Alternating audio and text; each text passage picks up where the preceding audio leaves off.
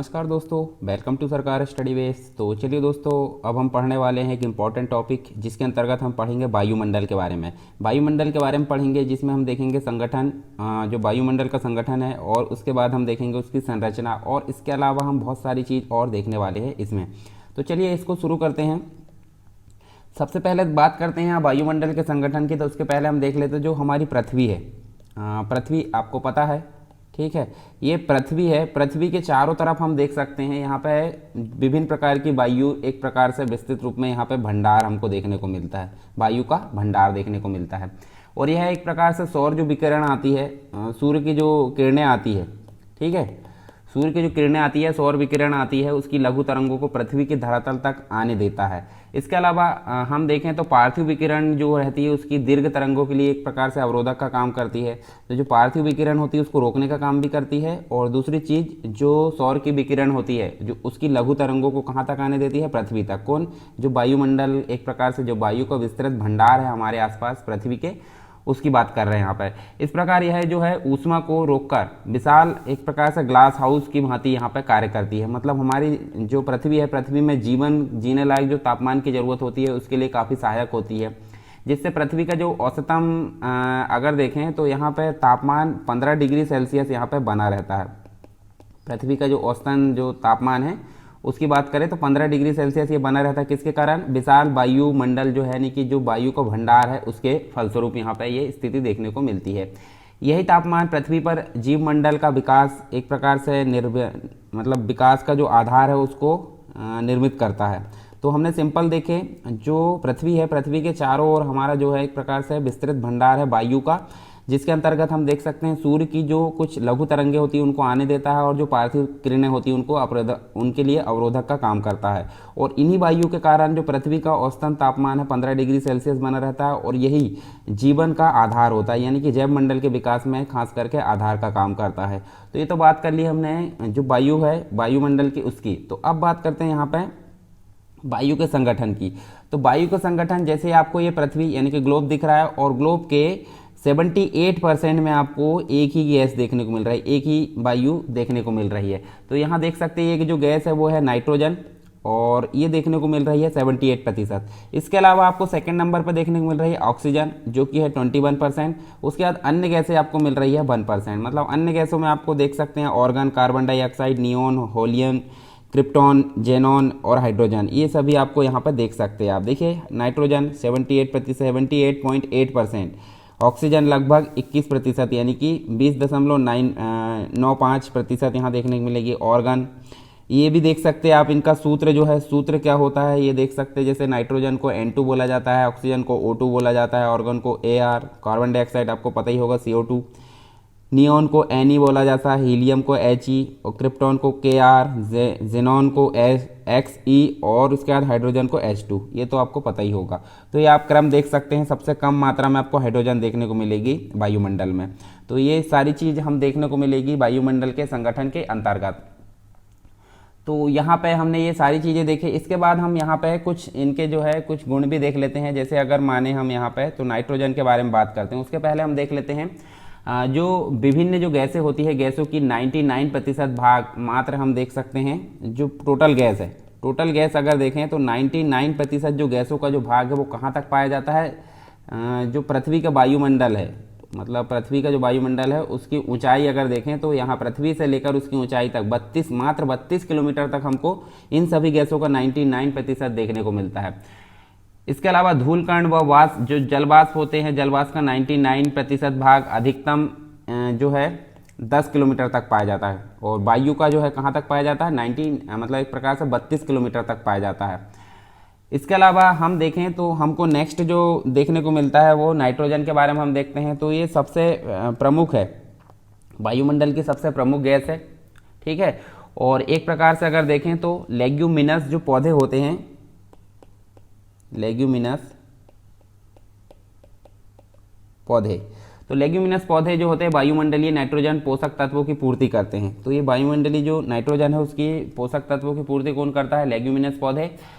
इसके अलावा यहाँ इसका हमने परसेंटेज भी देखे थे, 78% के आसपास ये देखने को मिलती है वायुमंडल में। दूसरी गैस हमको देखने को मिलती है ऑक्सीजन, तो ऑक्सीजन आप देख सकते हैं 21% देखने को मिलती है। और इसको एक प्रकार से क्या बोला जाता है, इसको बोला जाता है प्राणदायिनी गैस। प्राणदायिनी गैस इसको बोला जाता है ऑक्सीजन को। पेड़ पौधे प्रकाश संश्लेषण की जो क्रिया होती है उसके फलस्वरूप एक प्रकार से इसे वायुमंडल में छोड़ते हैं। किसके द्वारा छोड़ी जाती है, पेड़ पौधों के द्वारा, प्रकाश संश्लेषण की क्रिया के फलस्वरूप। ये आपको ध्यान में रखना है। इसके बाद है ऑर्गन। तो ऑर्गन आपको पता है ये अब कम मात्रा में देखने को मिलेगी, 0.93% ये आपको देखने को मिलेगी वायुमंडल में। और एक प्रकार से ये कैसी गैस है, ये अक्रिय गैस है। अक्रिय गैस इसको बोला जाता है। इसके अतिरिक्त वायुमंडल में हीलियम, नियॉन, क्रिप्टॉन, जेनॉन जैसी जो अक्रिय गैस है वो भी अल्प मात्रा में हमको देखने को मिलती है। Carbon dioxide. कार्बन डाइऑक्साइड एक प्रकार से भारी गैस है और ये 0.03% मात्रा में वायुमंडल में पाई जाती है और इसको क्या बोला जाता है, ये एक प्रकार की भारी गैस की श्रेणी में आती है। सौर विकिरण के लिए है एक प्रकार से पारगम्य, किंतु पार्थिव विकिरण के लिए अपारगम्य होती है। जैसे सौर विकिरण यहाँ आ तो जाती है परंतु पार्थिव जो विकिरण होती है उसके जाने के लिए, जैसे मान लीजिए पृथ्वी है, यहाँ से सूर्य की मात्रा मतलब जो सौर विकिरण है वो आ रही है, परंतु जाते समय ये अवरोधक का काम करती है। कौन सी, कार्बन डाइऑक्साइड। तो इसके कारण वायुमंडल में हमको तापमान बढ़ता हुआ नजर आता है। तो जब तापमान बढ़ता हुआ नजर आता है तो इसी को एक प्रकार से क्या बोला जाता है, ग्रीन हाउस प्रभाव बोला जाता है, जिसके बारे में हम आगे पढ़ेंगे वायुमंडल के अंतर्गत, मतलब जलवायु के अंतर्गत। तापमान में वृद्धि का मतलब जो तापमान है काफ़ी वृद्धि हो जाती है यहाँ पे। और पेरिस जो समझौता हुआ था, पेरिस समझौता कब हुआ था, 2015 में। पेरिस समझौता 2015 में, इसके द्वारा इसकी मात्रा में कमी किए जाने के संबंध में वैश्विक रूप से सहमति यहाँ पर जताई गई थी। किसकी, कार्बन डाइऑक्साइड की मात्रा की। नेक्स्ट बात करते हैं ओजोन की। तो ये जो वायुमंडल है, वायुमंडल में इसकी मात्रा बहुत कम होती है, ठीक है। अब इसकी अगर बात करें तो ये एक प्रकार से किसका काम करती है, छन्नी की तरह काम करती है। छन्नी की तरह मतलब जिस प्रकार आप कोई भी चीज़ छानकर क्या करते हो, जैसे पानी छानना, चाय छानना, तो उस प्रकार से छानकर वो ऊपर जो मटेरियल है वो अलग कर देती है और नीचे अलग। तो उसी प्रकार ये जो सूर्य से आने वाली एक प्रकार से कुछ घातक किरणें होती है जिसको हम बोलते हैं पराबैंगनी किरणें। पराबैंगनी किरणें उसको ये अवरोधक का काम करती है, मतलब उसको रोकती है ताकि हमारे जो मतलब जो वातावरण है उसमें अगर पराबैंगनी किरणें आएगी तो जो हमारी बॉडी है यानी कि तापमान में वृद्धि हो जाएगी तीव्र, और जो कैंसर होता है, कैंसर होने का यहाँ खतरा बन जाता है। और ये जो गैस है समताप मंडल के निचले भाग में पाई जाती है। तो अभी हम इसके बारे में भी देखेंगे आगे। जैसे मान लीजिए 15 से 20 किलोमीटर जो होता है इसकी एक प्रकार से ऊंचाई हमको देखने को मिलती है, मतलब सघनता यहाँ पे पाई जाती है। जो वायुयान होते हैं, जेट वायुयान, यहाँ पे अगर देखें नाइट्रोजन ऑक्साइड, जो ऑक्साइड है, नाइट्रोजन ऑक्साइड, एयर कंडीशनर होती है, रेफ्रिजरेटर होते हैं, ये सभी यहाँ पे हमको एक प्रकार से देखें तो ये नुकसान का काम करते हैं ओजोन के लिए। क्लोरोफ्लोरोकार्बन इसकी जो एक प्रकार से परत को नुकसान पहुँचाता है। क्लोरोफ्लोरोकार्बन के द्वारा इसकी परत को नुकसान पहुंचाया जाता है। और इसके अलावा देखें तो ओजोन परत में 12% का ह्रास हमको देखने को मिलता है जो सुपरसोनिक जेट विमान है उसके कारण प्रतिदिन। और इसी को रोकने के लिए एक जो है प्रोटोकॉल हुआ था, मॉन्ट्रियल प्रोटोकॉल जिसे हम बोलते हैं। ये इसके मतलब एक प्रकार से रोकने के लिए हुआ था मॉन्ट्रियल प्रोटोकॉल। ये कब हुआ था, ये हुआ था 1987 में। 1987 में देखने को मिला मॉन्ट्रियल प्रोटोकॉल, जिसमें वैश्विक सहमति जताई गई कि इसमें एक प्रकार से इसको सुधारने के निरंतर प्रयास किए जाने चाहिए। हालांकि अभी आप देख सकते हैं, अभी जब कोविड-19 का दौर चल रहा है तो बहुत समय से क्या है, जो यातायात पे परिवहन के जो साधन थे, जैसे कि बहुत सारे मोटरसाइकिल तो भला चले रही है, कार हो गया, बस हो गया, ट्रक हो गया और अन्य जो साधन थे उन सभी पर रोक लगाई गई थी। परंतु अभी कुछ समय से क्या हो गया है, हालांकि चल रहा है परंतु उतने नहीं चल रहा है फिर भी। तो जो ओजोन परत है, ओजोन परत में हमको काफ़ी सुधार देखने को मिला है। साथ साथ जो अन्य वातावरण की चीज़ें हैं एनवायरनमेंट की, वो भी काफ़ी यहाँ पर सुधारात्मक यहाँ पर प्रयास हुए उनमें लॉकडाउन के कारण। इसके बाद हम देख सकते हैं जलवाष्प। तो जलवाष्प की अगर बात करें तो वायुमंडल में प्रति इकाई जो आयतन है उसकी मात्रा अगर देखें तो यहाँ पे हमको 0 से लेकर 4% देखने को मिलती है। और यहाँ पे जो एक प्रकार से जो जलवाष्प है तो द्रव की तीनों अवस्था, ठोस, द्रव और गैस, ये तीनों अवस्था में हमको ये देखने को मिलता है। वायुमंडल मतलब जो जलमंडल का कुल एक प्रकार से अगर देखें तो 0.035% जलवाष्प के रूप में वायुमंडल में सुरक्षित है। इसके बाद हम देखें धूलकण, तो धूलकण ये क्षोभ मंडल में पाए जाते हैं। क्षोभ मंडल अभी हम पढ़ेंगे, क्षोभ मंडल क्या होता है। क्षोभ मंडल में ये पाए जाते हैं जैसे कि समुद्री नमक, सूक्ष्म मिट्टी के कण, धुएं की कालिक, इसके अलावा राख, पराग, धूल तथा जो उल्कापात होते हैं उसके कण इसमें शामिल किए जाते हैं। इसके अलावा हम अगर देखें नेक्स्ट, तो ये तो हमने देख लिए वायुमंडल का संगठन के अंतर्गत हमको कौन कौन से तत्व यहाँ पर देखने को मिलते हैं। अब वायुमंडल का रासायनिक संगठन देख लेते हैं। तो यहाँ पे वायुमंडल के रासायनिक संगठन के अंतर्गत हमको दो चीज़ें देखने को मिलती है। एक तो वायुमंडल जो है मुख्य रूप से अगर देखें तो वायुमंडल 80 किलोमीटर की मोटाई में जो है गैसों का मिश्रण लगभग एक समान रहता है। ठीक है, मतलब 80 किलोमीटर की मोटाई तक क्या होता है, गैसों का मिश्रण समान अवस्था में रहता है सभी गैसों का। ठीक है, तो इसको बोला जाता है सममंडल। ठीक है, यानी कि होमोस्फीयर बोला जाता है। इसके अलावा हम अगर देखें नेक्स्ट, तो जो इसके बाद है 80 किलोमीटर के बाद की स्थिति क्या हो जाती है, इसमें हमको नाइट्रोजन, इसके अलावा ऑक्सीजन और हीलियम और एक और गैस है जिसे हम बोलते हैं हाइड्रोजन। तो ये जो सभी गैसें हैं वो अलग अलग जो आणविक परतें हैं उसमें मिलती है। मतलब यहाँ देखिए, यहाँ तो समान अवस्था में मिलेगा ऊपर सममंडल में 80 किलोमीटर तक, परंतु उसके बाद हमको ये अलग अलग जो है प्रकार से इनका डिवाइडेशन देखने को मिलता है। तो इस अवस्था को बोला जाता है विषम मंडल। तो दोनों चीज़ आप समझ गए होंगे, जहाँ पर लगभग समान रहती है सारी चीज़ें, जो गैसों का मिश्रण है वो सममंडल, और जहाँ असमान रहती है वह विषम मंडल कहलाता है, यानी कि हेट्रोस्फीयर इसको बोला जाता है।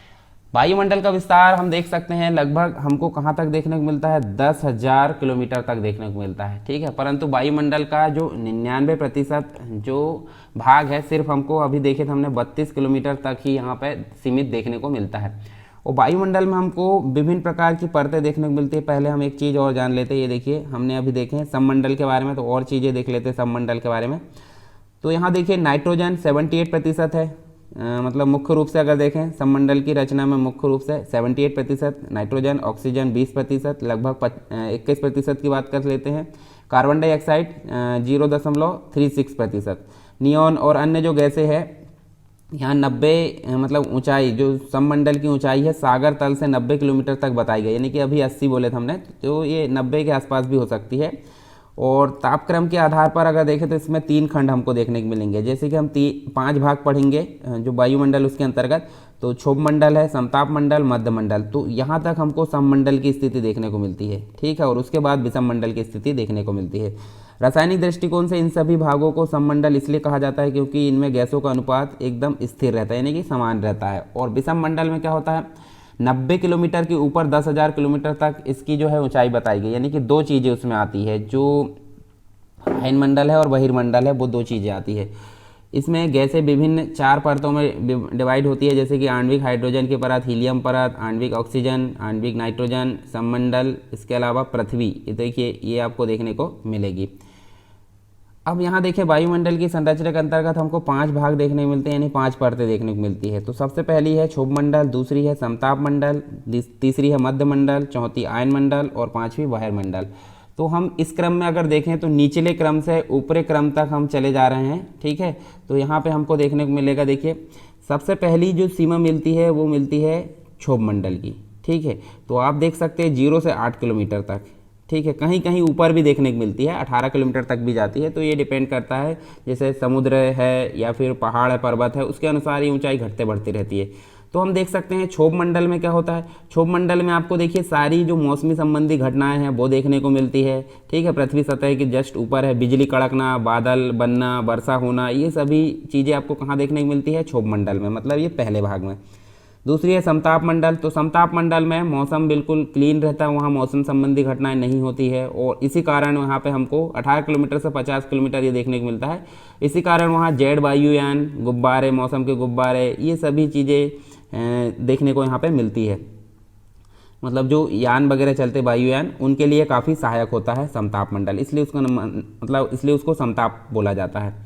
मध्य मंडल की अगर बात करें तो देखिए ये आपको 50 किलोमीटर से 80 किलोमीटर तक देखने को मिलता है, और यहाँ पे उसके जस्ट ऊपर हमको आयन मंडल देखने को मिलता है। आयन मंडल मतलब रेडियो तरंगे यहाँ पर रिफ्लेक्ट होती है। जैसे कि अगर देखें तो यहाँ उपग्रह देखने को मिलते हैं हमको, रेडियो तरंगे यहाँ से रिफ्लेक्ट हो रही, जैसे टीवी के चैनल हो गए या फिर जो भी हम रेडियो संबंधित जो भी कार्यक्रम सुनते हैं उनसे संबंधित यहाँ पे हमको जो है रेडियो तरंगे यहाँ से रिफ्लेक्ट होती हुई दिखती है। और बहिर्मंडल में कृत्रिम उपग्रह देखने को मिलते हैं, तो ये बहुत बाहर का भाग है। तो चलिए इनके बारे में थोड़ी थोड़ी जानकारी यहाँ पे देख लेते हैं।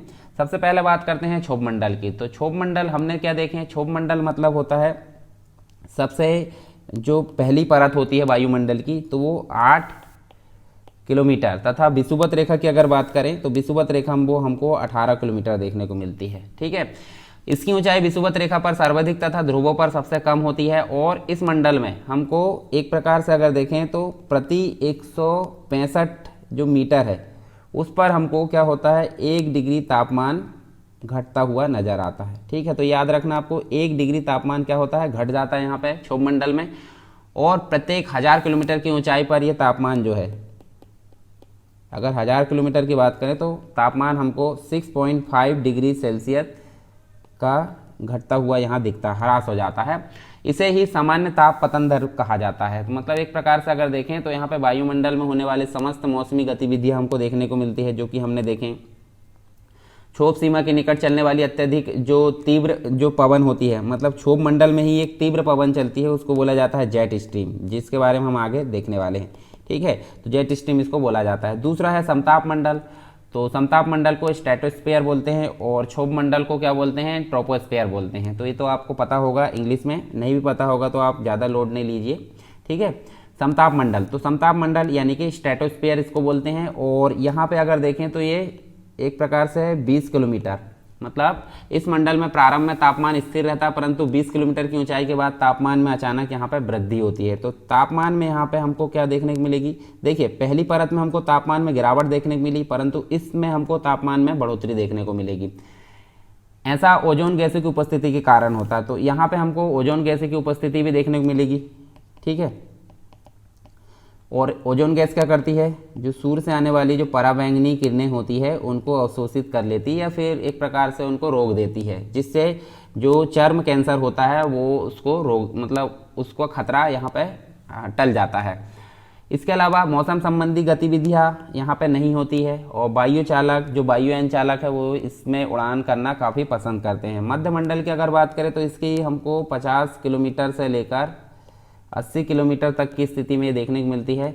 और तापमान में यहाँ पे देखिए, यहाँ पे बढ़ोतरी हुई थी, यहाँ तापमान में अचानक गिरावट आती है। एक एक के गैप में आप लेकर चलिए, पहले वाले में गिरावट आएगी, दूसरे में बढ़ोतरी होगी और तीसरे में फिर गिरावट आ रही है। ठीक है, और मध्य सीमा पर तापमान गिरकर जो है कितना पहुँच जाता है, -100 डिग्री सेल्सियस तक पहुँच जाता है। और ये वायुमंडल का सबसे न्यूनतम तापमान इसको बोला जाता है। आयन मंडल की अगर बात करें तो इसकी जो सीमा है हमको 80 किलोमीटर से लेकर 640 किलोमीटर तक देखने को मिलती है।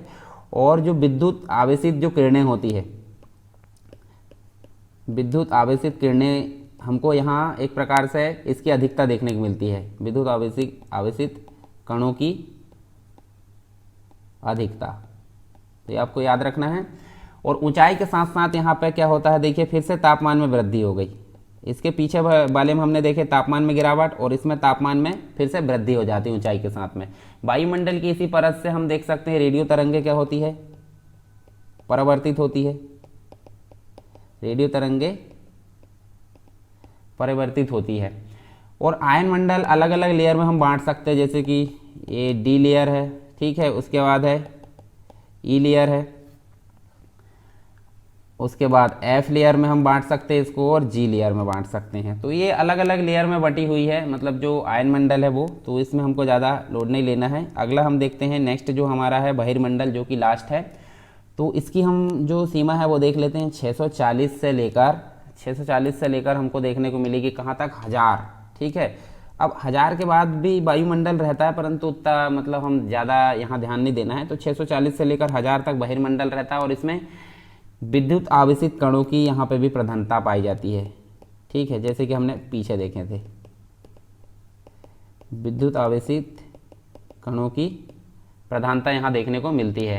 एवं यहाँ हमको क्रमशः जो N2 है, नाइट्रोजन, ऑक्सीजन, हीलियम और हाइड्रोजन, तो तो ये एक प्रकार से हमको अलग अलग यहाँ परतें देखने को मिलती है, इसलिए इसको विषम मंडल बोला जाता है। और 1000 किलोमीटर के बाद भी वायुमंडल बहुत विरल हो जाता है, जैसे 10,000 किलोमीटर तक क्या होता है, ये अंतरिक्ष में विलीन हो जाता है एक प्रकार से देखें तो। बहिर्मंडल हम यहाँ नॉर्मल देख लिए।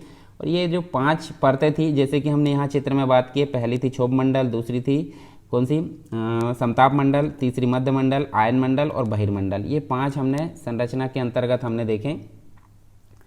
अब इसके बाद हम कुछ और चीज़ें देखने वाले हैं, जैसे कि अगर बात करें हम सूर्य ताप तथा तापमान की, तो सूर्य आपको पता है, सूर्य जो है पृथ्वी से लगभग 13 लाख गुना बड़ा है। ठीक है, जो पृथ्वी से औसत अगर देखें तो हमको दूरी इसकी कितनी देखने को मिलती है, लगभग 15 करोड़ किलोमीटर की दूरी हमको देखने को मिलती है। और यहाँ सूर्य की जो किरणें हैं इस दूरी को लगभग 3 लाख किलोमीटर प्रति सेकंड की स्पीड से ये एक प्रकार से अगर देखें तो 1,86,000 मील प्रति सेकंड की गति से पूरा करती है। और सूर्य के क्रोड में हाइड्रोजन की परमाणु, क्रोड मतलब होता है पृथ्वी की, हमने देखे थे, ये देखिए क्रोड, ये मेंटल और ये भूपर पट्टी, तो ये क्रोड वाला भाग होगा नीचे का। ठीक है, पृथ्वी के अंदर वाला भाग। तो क्रोड की अगर बात करें, क्रोड में हाइड्रोजन के परमाणु निरंतर नाभिकीय संलयन, ये सूर्य की बात कर रहा हूँ मैं, है ना, पृथ्वी की बात नहीं कर रहा हूँ। सूर्य के अंदर भी इसी प्रकार की कुछ संरचना है। तो सूर्य के क्रोड में हाइड्रोजन के परमाणु निरंतर नाभिकीय संलयन के द्वारा हीलियम के परमाणु को परिवर्तित करते हैं। मतलब एक प्रकार से जो H2 है वो हीलियम में कन्वर्ट हो रहा है। ठीक है, हाइड्रोजन हीलियम में लगातार कन्वर्ट हो रहा है सूर्य के क्रोड के अंतर्गत, यानी कि एक प्रकार से नाभिकीय संलयन यहाँ पे हो रहा है, जिससे यहाँ से एक प्रकार से बहुत अधिक ऊर्जा निकल रही है। सूर्य के पास से क्या निकल रही है, बहुत अधिक ऊर्जा यहाँ पे मुक्त हो रही है। और सूर्य की बाहरी सतह अर्थात फोटोस्फीयर जिसे हम बोलते हैं, प्रकाश मंडल, इस पर हमको 6000 डिग्री सेल्सियस का तापमान यहाँ पे देखने को मिलता है। और सूर्य लगातार अंतरिक्ष में अपनी ऊष्मा का विकिरण करते रह रहा है। तो ऊष्मा का जो विकिरण कर रहा है सूर्य, उसको बोला जाता है सौर विकिरण। ठीक है, सौर विकिरण इसको बोलते हैं। और ये जो विकिरण होती है लघु तरंगों के रूप में पृथ्वी तक पहुंचती है। मतलब पृथ्वी तक पहुंचने में वो काफ़ी लघु हो जाती है, मतलब तीसरे नंबर पर हमारा ग्रह है। तो पृथ्वी सौर विकिरण का मात्र एक प्रकार से, जो सौर विकिरण है उसका एक प्रकार से 2 अरबा, ठीक है, 2 अरबा भाग जो है एक प्रकार से प्राप्त करती है। मतलब हम बोल सकते हैं 0.0005%। ठीक है, 0.0005% यही एक प्रकार से पृथ्वी रोक पाती है। और जो प्रकाश पृथ्वी रोक पाती है उसे ही हम एक प्रकार से क्या बोलेंगे, सूर्यताप बोलेंगे। तो आप समझ गए होंगे। देखिए 13 लाख गुना है सूर्य बड़ा और 15 करोड़ किलोमीटर दूर है। और जो सूर्य से एक प्रकार से जो प्रकाश निकलता है उसको सौर विकिरण बोलते हैं। और ये पृथ्वी तक अगर आता है तो वो 2 अरबा भाग पृथ्वी इसको रोक पाती है, यानी कि 0.0005% ये पृथ्वी रोक पाती है। और जो पृथ्वी सूर्य का प्रकाश रोक पाती है वही सूर्य के प्रकाश को सूर्यताप बोला जाता है, यानी कि सोलर आइसोलेशन इसको बोला जाता है। तो ये तो बात हो गई सूर्यताप की। ठीक है, अब यहाँ बात कर लेते हैं हम, जैसे जो एक प्रकार से देखें तो पृथ्वी पर सूर्यताप की मात्रा और प्रति इकाई क्षेत्रफल पर उसकी जो प्राप्ति है मुख्यतः 3 कारकों द्वारा यहाँ निर्भर करती है। ठीक है, तो कौन कौन से कारक हो सकते हैं वो, तो यहाँ पे हम देख सकते हैं। देखिए जैसे मान लीजिए जो धरातल है, धरातल मतलब पृथ्वी का जो धरातल है उस पर पड़ने वाली सूर्य की किरणों का झुकाव, ठीक है, ये मुख्य रूप से यहाँ देखने को मिलता है। दूसरा फैक्टर देखने को मिलता है दिन की अवधि। तो दिन की अवधि भी इसमें काफ़ी सहायक है, मतलब जो सूर्य ताप है उसकी मात्रा के लिए काफ़ी इम्पॉर्टेंट है। और तीसरा है वायुमंडल की पारगम्यता। वायुमंडल की पारगम्यता हमको देखने को मिलती है। तो ये 3 चीज़ है जो सूर्य ताप के लिए यहाँ पे मुख्य कारक के रूप में यहाँ पे भूमिका निभाते हैं। साधारण नियम के अनुसार अगर देखें तो जब पृथ्वी जो है सूर्य से न्यूनतम दूरी पर होती है तो उस अवधि पर जो है अधिकतम तापमान तथा अधिकतम दूरी पर होने पर न्यूनतम तापमान मिलता है। ठीक है, तो ये हमको देखने को मिलता है। और उत्तरी गोलार्ध की अगर बात करें तो उसमें वास्तविकता इसके ठीक विपरीत होती है। वास्तव में वहाँ पर दिन की अवधि तथा सूर्य की किरणों के तिरछेपन के प्रभाव के कारण आगे है एक प्रकार से काफ़ी नगण्य हो जाता है, कम हो जाता है। सौर कलंक की संख्या, जो सौर कलंक हमने देखे थे, जो सौर ज्वाला है उसके निकलने के पश्चात जो काले धब्बे बसते हैं सूर्य में, वो सौर कलंक कहलाते हैं। और सौर कलंक की संख्या जो होती है उसके अधिक होने पर भी सूर्य ताप की मात्रा में अधिकता पाई जाती है। इसके कारण हम देखें तो प्रकाश की जो किरणें होती है जब वायुमंडल से गुजरती है तो उसका प्रकीर्णन, परावर्तन, अवशोषण होता रहता है और आकाश का नीला रंग एवं सूर्योदय और सूर्यास्त के समय सूर्य की लालिमा प्रकीर्णन के कारण ही हमको देखने को मिलती है। तो ये तो बात हो गई कुछ इंपॉर्टेंट चीज़ें। अब हम देख लेते हैं तापमान के वितरण को प्रभावित करने वाले कुछ कारक की। तो तापमान के वितरण में मुख्य रूप से कारक हमको देखने को मिलता है अक्षांशीय वितरण, ऊंचाई, जल व स्थल व जल का प्रभाव, समुद्री धाराएं और प्रचलित वायु। तो अक्षांशीय वितरण की अगर बात करें तो उष्णकटिबंधीय, अब देखिए यहाँ पे जो पृथ्वी है यहाँ पे ये जो 23.5 डिग्री और 23.5 डिग्री दक्षिण, इन दोनों के बीच का भाग हमको उष्णकटिबंधीय भाग कहलाता है। और 23.5 से 66 तक कहलाता है शीतोष्ण कटिबंधीय और 66 से ऊपर ध्रुवों तक 90% तक हमको शीत कटिबंध कहलाता है। दोनों तरफ की स्थिति आप देख सकते हैं, ठीक है। तो ये ताप कटिबंध कहलाते हैं। तो यहाँ पे अगर देखें हम तो उष्ण कटिबंधीय प्रदेश जो होते हैं ये वाले अक्षांशीय के अंतर्गत हम देख रहे हैं, उष्ण कटिबंधीय प्रदेश में सूर्य ताप की मात्रा सबसे अधिक होती है क्योंकि यहाँ पे सीधा जो है मतलब 12 घंटे का दिन और 12 घंटे की रात होती है। तो यहाँ प्रत्येक घंटे हमको काफ़ी बारिश देखने को मिलती है, ठीक है। तापमान बहुत यहाँ पे क्या होता है, सबसे अधिक मात्रा में होता है। और ध्रुवों की ओर क्रमशः इसकी मात्रा कैसी होती जाती है, कम होते जाती है। 45% जो होता है मतलब 23 से भी ऊपर अगर देखें तो 45 डिग्री अक्षांश पर यह मात्रा विषुवत रेखा की तुलना में 75% रह जाती है। मतलब यहाँ अगर 100% है तो यहाँ 45 में पहुँचने पर कैसी रह जाएगी, मात्र 75% बचकर रह जाती है।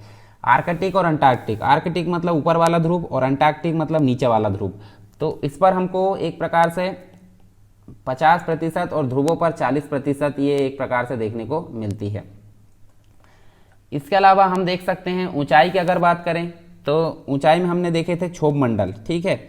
तो जो क्षोभ मंडल था वो सबसे पहले हमको देखने को मिलता है पहली परत वायुमंडल के। क्षोभ मंडल में क्या था, देखिए ऊंचाई बढ़ने के साथ साथ तापमान में क्या होती, गिरावट आती थी। मतलब हम अगर बात करें तो 165 मीटर की ऊंचाई पर जाने पर हमको 1 डिग्री सेल्सियस की घटाव एक प्रकार से घटोती या फिर कमी देखने को मिलती थी। और 1000 किलोमीटर में 6.5 की यहाँ पे कमी हमको देखने को मिलती है। जैसे उदाहरण के रूप में हम अफ्रीका के अंतर्गत अगर देखें तो किलिमंजारो जो पर्वत है विषुवत रेखा पर है और अधिक ऊंचाई पर होने के कारण जो हिमाच्छादित प्रदेश है एक प्रकार से मतलब एक प्रकार से वहाँ बर्फ जमी रहती है। इसी प्रकार चीन के अंतर्गत गुआंग झाऊ जो है और कोलकाता के अंतर्गत भी हम देख सकते हैं यहाँ पे। तो एक ही अक्षांश ये स्थित है जो कोलकाता है और जो हमारे भारत में है, और गुआंग झाऊ जो कि चीन में है, एक ही स्थान मतलब एक ही अक्षांश पर स्थित है। परंतु दोनों के तापमान में काफ़ी अंतर या भिन्नता यहाँ देखने को मिलती है, ठीक है। मतलब ऊंचाई के कारण एक की ऊंचाई ज़्यादा है और एक की ऊंचाई कम है। तो ऊंचाई भी काफ़ी प्रभावित करती है तापमान के वितरण में।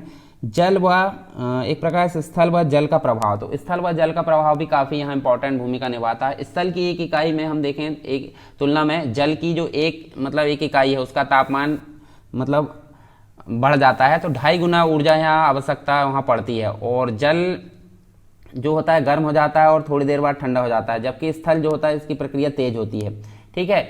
तो इसलिए महासागरों में हमको एक प्रकार से अगर देखें तो स्थल खंडों पर तापमान अधिक पाया जाता है। तो जल में हमको तापमान कम मिलेगा और स्थल खंडों में तापमान अधिक मिलेगा। इसके अलावा समुद्री धाराओं की अगर बात करें तो जो समुद्री धाराएं थी जैसे कि हमने देखे थे अभी मतलब गर्म जल धाराएं थी और ठंडी जल धाराएं थी। तो इन धाराओं का जो निकटवर्ती स्थलीय जो भाग होता है वो तापमान का काफ़ी वहाँ प्रभाव पड़ता है। गर्म समुद्री धाराएं तटीय भागों का तापमान को क्या करती है, बढ़ा देती है, ठीक है। और तापमान बढ़ाने के कारण भी हमको शुष्क प्रदेश देखने को मिलते थे जिन्हें हम मरुस्थल कहते थे। इसी के अलावा कुछ हमको अटलांटिक मतलब जो उत्तरी अटलांटिक प्रभाव उसमें हमको शीतकाल भी देखने को मिलता है। तो अलग अलग प्रभाव हमको देखने को मिलता है समुद्री धाराओं के कारण। प्रचलित जो वायु होती है जैसे कि कुछ ठंडी पवनें होती है और कुछ होती है गर्म पवनें, ठीक है। तो ये दोनों प्रकार की जो पवनें होती है वो तापमान में हमको देखिए एक प्रकार से ठंडी पवनें तीव्र गिरावट करती है और गर्म पवनें तीव्र वृद्धि करती है। जैसे उदाहरण के रूप में हम आगे देखेंगे स्थानीय पवनों में मिस्ट्रल जो पवन है मतलब जो फ्रांस के अंतर्गत पाई जाती है, मिस्ट्रल जो पवन है वो फ्रांस के अंतर्गत पाई जाती है, तापमान में एक प्रकार से हिमांक तक गिरा देती है। जबकि जो चिनूक पवन है यूएसए के अंतर्गत तापमान को बढ़ाती है। तो ये अलग अलग प्रकार से हमने देखें तापमान को प्रभावित करने वाले कारक। इसके अलावा हम देखेंगे दैनिक तापांतर की अगर बात करें हम यहाँ पे, चलिए एक और चीज़ देख लेते हैं, वायुमंडल का शीतलन और ऊष्मन। तो सूर्य से अगर देखें हम, सूर्य से पृथ्वी तक जो आता है ताप और जो पार्थिव ऊर्जा है यानी कि जो एनर्जी होती है उसमें बदल जाता है। ठीक है, मतलब जो ताप पृथ्वी तक आता है वो कैसे बदल जाता है, पार्थिव ऊर्जा में बदल जाता है। फिर यह पार्थिव ऊर्जा वायुमंडल में ताप का निर्धारण करती है और यह एक प्रकार से जो पार्थिव ऊर्जा है वो ज़्यादा होती है। जो वायुमंडल को एक प्रकार से पार्थिव ऊर्जा अगर ज़्यादा है तो वायुमंडल क्या होगा, गर्म हो जाएगा। मतलब सूर्य का प्रकाश आया, पार्थिव ऊर्जा में कन्वर्ट हुआ और पार्थिव ऊर्जा ही निर्धारित करेगी यहाँ पे वायुमंडल का ताप, और अगर ज़्यादा है तो वायुमंडल का ताप यहाँ पे ज़्यादा हो जाता है और इसके कम होने पर यहाँ पे ठंडा हो जाता है। तो ये दोनों चीज़ यहाँ पे डिपेंड कर रही है पार्थिव ऊर्जा पर। वायुमंडल के तापमान परिवर्तन अथवा उसके शीतलन और गर्म होने की प्रक्रिया में हमको निम्न 4 तत्व देखने को मिलते हैं। तो सूर्य ताप, चालन, विकिरण और संवहन। तो सूर्य ताप की अगर बात करूं मैं तो सूर्य ताप या सूर्य से प्रत्यक्ष जो प्राप्त प्रत्यक्ष ताप है वो ही एक प्रकार से सूर्य ताप कहलाता है, जैसे कि हमने पीछे बात किए थे।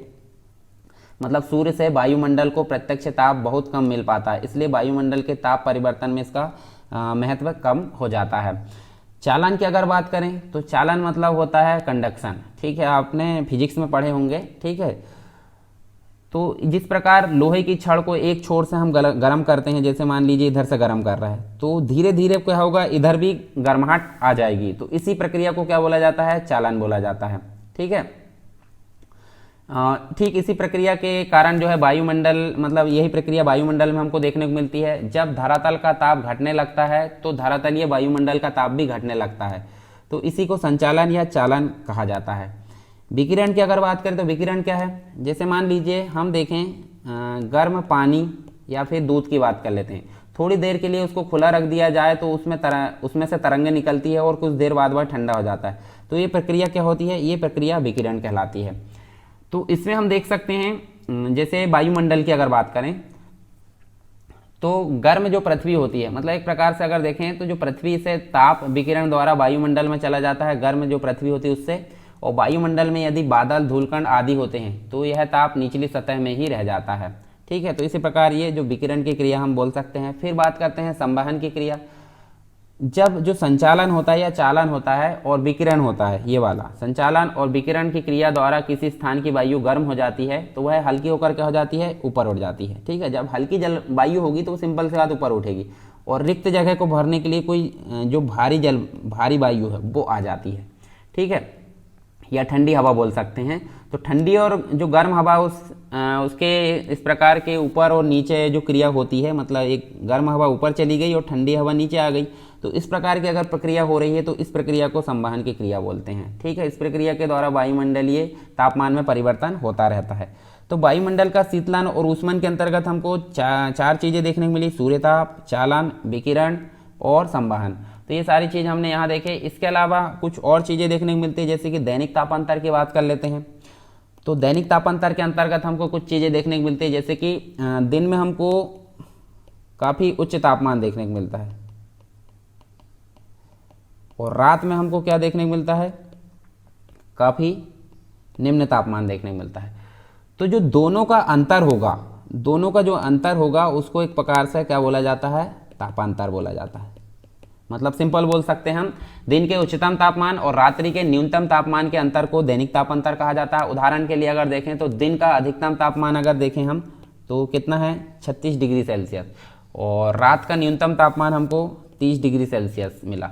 ठीक है, तो दोनों का अंतर क्या देखने को मिला, दोनों का अंतर 6 डिग्री सेल्सियस देखने को मिला। तो ये तापांतर कहलाता है। 6 डिग्री सेल्सियस क्या होगा, तापांतर। इसके अलावा सूर्योदय जब होता है, सूर्योदय के साथ तापमान बढ़ने लगता है और सूर्यास्त के साथ घटने लगता है। अगर हम दोपहर की बात करें, दोपहर के 12 बजे की, तो दोपहर के 12 बजे क्या होता है, सूर्य की किरणें सीधी चमकती है, इसलिए इस समय सर्वाधिक गर्मी पड़ती है। लेकिन हमको इस समय उच्चतम तापमान देखने को नहीं मिलेगा। उच्चतम तापमान हमको 2 से 4 बजे के बीच में देखने को मिलेगा, क्योंकि धीरे से देखिए, धीरे से वायुमंडल गर्म होता है और 2 से 4 बजे के बीच हमको सबसे अधिक तापमान देखने को मिलता है। उसी प्रकार रात के 12 बजे अगर देखें तो हमको रात के 12 बजे क्या होता है, ठंडा देखने को मिलता है, परंतु ठंडापन हमको सुबह के एक प्रकार से 4 या 5 बजे के बीच में ठंडक देखने को मिलती है। जब आप देखे होंगे ठंडी के दिनों में भी देख सकते हैं, रात के 12 बजे जितनी ठंडी नहीं लगती उतनी ठंडी हमको 4 से 5 बजे के बीच में लगती है। तो ये भी आप यहाँ पे कैलकुलेट कर सकते हैं अपने हिसाब से। इसके अलावा दैनिक तापांतर की निम्न विशेषताएं हम देख सकते हैं। देखिए, तो देखिए समुद्र के किनारे के भागों पर दैनिक तापांतर कम होता है। इसके अलावा समुद्र से जैसे जैसे दूर जाते हैं तापांतर बढ़ता जाता है। मैदानी भागों की अपेक्षा पहाड़ी भागों में तापांतर अधिक होता है। गर्म एवं शुष्क मरुस्थल एवं बर्फ के ढके क्षेत्रों में तापांतर अधिक होता है। इसके अलावा देखें तो यदि आकाश में बादल हो तो भी दैनिक तापांतर कम होता है। तो ये कुछ इसकी विशेषता है दैनिक तापांतर की। इसी प्रकार कुछ है वार्षिक तापांतर की बात कर लेते हैं। तो हम इसको सिंपल देखिए, दैनिक तापांतर क्या था, दिन के उच्चतम और रात के न्यूनतम तापमान के अंतर को दैनिक तापांतर बोलते हैं। उसी प्रकार एक वर्ष का अधिकतम और उसी वर्ष का न्यूनतम तापमान में जो अंतर पाया जाता है वो कहलाता है वार्षिक तापांतर। उदाहरण के लिए कर्क रेखा पर जनवरी में न्यूनतम तापमान होता है, ठीक है। तो जनवरी में हमको क्या देखने को मिलता है, न्यूनतम तापमान। और अगर बात करें मई और जून की, तो मई और जून में हमको सबसे अधिक तापमान देखने को मिलेगा। तो इन दोनों का जो अंतर पाया जाएगा वो कहलाएगा वार्षिक तापांतर, ठीक है। इसके अलावा जो पृथ्वी है, पृथ्वी अपने अक्ष पर आपको पता होगा 23.5 डिग्री झुकी हुई है, ठीक है। तो 23.5 डिग्री झुकी हुई है और इसीलिए सूर्य पृथ्वी पर 6 माह एक प्रकार से उत्तरी गोलार्ध में उत्तरायण होता है और 6 माह दक्षिणी गोलार्ध में दक्षिणायन होता है। यानी कि उत्तरायण और दक्षिणायन की क्रिया जो होती है वो 23.5 डिग्री झुकी होने के कारण ही होती है। तो इसलिए उत्तरी ध्रुव में हमको जब गर्मी देखने को मिलती है तो उसी प्रकार दक्षिणी ध्रुव में हमको ठंडी देखने को मिलती है। मतलब ऋतु परिवर्तन होता रहता है। कर्क रेखा, जून में कर्क रेखा पर जो किरणें होती है वो सीधी होती है और दिसंबर में अगर देखें तो मकर रेखा पर ये सीधी पड़ती है जब हमारे यहाँ ठंड होती है। इससे मई जून में कर्क रेखा पर ग्रीष्म ऋतु होती है और दिसंबर जनवरी में शीत ऋतु होती है। इसी के विपरीत वहाँ पे अगर देखें तो मकर रेखा में इसके विपरीत अवस्था देखने को मिलती है। जैसे हमने पृथ्वी की गतियों के अंतर्गत सारी चीज़ें पढ़े थे। इसकी कुछ विशेषताएं होती है किसकी, वार्षिक तापांतर की। तो जैसे अगर बात करें भूमध्य रेखा की, भूमध्य रेखा यानी कि विषुवत रेखा की, तो भूमध्य रेखा की अगर बात करें तो भूमध्य रेखा के जो क्षेत्र है उसमें वर्ष भर तापमान एक समान रहता है क्योंकि वहाँ सीधी किरणें पड़ती है और वार्षिक तापांतर बहुत कम होता है। दूसरी अगर बात करें तो समुद्र के तटीय जो प्रदेश है, समुद्र तटीय क्षेत्रों में भी जो है वर्ष भर एक समान तापमान यहाँ रहता है, ठीक है। और उत्तरी गोलार्ध की अगर बात करें तो यहाँ पे हमको उत्तरी गोलार्ध में स्थल भाग की अधिकता के कारण यहाँ पे वार्षिक तापांतर अधिक होता है। तो ये 3 चीज़ें हमको यहाँ पे देखने को मिलती है। अब बात कर लेते हैं ऊष्मा बजट की। तो ऊष्मा बजट भी थोड़ा सा इंपॉर्टेंट है, तो उसके बारे में हम यहाँ पर 2-3 लाइन पढ़ लेते हैं। तो जो सूर्यताप होता है, सूर्यताप अभी देखें जितना भाग क्या होता है पृथ्वी अपने पास सूर्य का बचाकर रखती है वो कहलाता है सूर्यताप। और एक होता है पार्थिव विकिरण। पार्थिव विकिरण वह होता है जिसको जाने से रोका जाता है, ठीक है, मतलब जो बाहर नहीं जा पाती। तो पार्थिव विकिरण में संतुलन के कारण क्या होता है, पृथ्वी पर औसत तापमान एक समान रहता है। अगर सूर्यताप और पार्थिव विकिरण क्या होगी, एक समान, मतलब एक प्रकार से उसमें औसतम समानता रहेगी, तो यहाँ पे जो तापमान है, तापमान कैसा रहेगा, समान रहेगा, ठीक है। और इस संतुलन को ही, जो संतुलन बना होता है उसको ही ऊष्मा बजट बोला जाता है। तो ये सिंपल आप समझ सकते हैं, मतलब जो ऊष्मा है, ऊष्मा की कुल 100 इकाइयों में से 35 इकाइयाँ पृथ्वी के धरातल पर पहुँचने के पहले ही अंतरिक्ष में परिवर्तित हो जाती है। इनमें से 6 इकाइयाँ हम देख सकते हैं वायुमंडल की ऊपरी परत, अलग अलग प्रकार से अगर देखें तो ये सब जो इकाइयाँ है वो परिवर्तित हो जाती है। और यहाँ अगर देखें सौर विकिरण के इस परिवर्तित भाग को पृथ्वी का जो है एल्बिडो कहते हैं। तो हम देख सकते हैं पृथ्वी का एल्बिडो इसको कहा जाता है, जो परावर्तन होता है, ठीक है, ये आप देख सकते हैं। जितना भी भाग परिवर्तित हो जा रहा है उसको पृथ्वी का एल्बिडो कहा जाता है। तो ऊष्मा बजट के अंतर्गत हमको ज़्यादा यहाँ पे ध्यान नहीं देना है, ठीक है। अब हम आगे देखते हैं, हमको बहुत सारी चीज़ें यहाँ देखने को मिलती है। तो आगे हम अब बात करते हैं इंपॉर्टेंट चीज़ है हमारे पास में पवन की। हालांकि पवन जो है हमने वहाँ पे पढ़े थे, परंतु ये अलग है, थोड़ा हम इसके बारे में डिटेल में पढ़ेंगे। तो इसके बारे में हम देख सकते हैं पवन के बारे में। तो पवन क्या होती है, जैसे वायुदाब होता है, यानी कि वायुदाब क्या होता है, वायुदाब में विषमता पाई जाती है। तो विषमता पाई जाती है तो क्या होता है, जो हल्की वायु है वो ऊपर उठते जाती है और जो भारी वायु है वो उसका स्थान भरने के लिए ऐसे चली आती है। तो जब इस प्रकार की यहाँ पे हम देख सकते हैं वायु का गति होती है, वायु एक ओर से दूसरी ओर बहती है, मतलब वायु दाब में क्षैतिज विषमता पाई जाती है। उसी कारण हवा जो होती है उच्च दाब क्षेत्र से निम्न दाब क्षेत्र की ओर बहती है, ठीक है, जैसे ये इस प्रकार से मैंने बताया। तो जो क्षैतिज रूप से गतिशील होती है इस हवा को क्या बोला जाता है, इस हवा को पवन बोला जाता है। मतलब जो हवा क्षैतिज रूप से गतिमान होती है उच्च वायु दाब से निम्न वायु दाब क्षेत्र की ओर बहती है तो उसको हम पवन बोलते हैं। ठीक है, यह वायु दाब की विषमता को संतुलित करने की दिशा में प्रकृति का एक प्रयास माना जाता है। लगभग अगर देखें तो ऊर्ध्वाधार यानी कि ऊपर से नीचे की अगर बात करें या नीचे से ऊपर, उसमें गतिमान जो हवा होती है, ठीक है, देखिए क्षैतिज मतलब आड़ मतलब लेफ्ट से राइट, और अगर ऊपर से नीचे की अगर बात करें इस प्रकार अगर हवा बह रही है तो इसको एक प्रकार से वायु धारा बोला जाता है।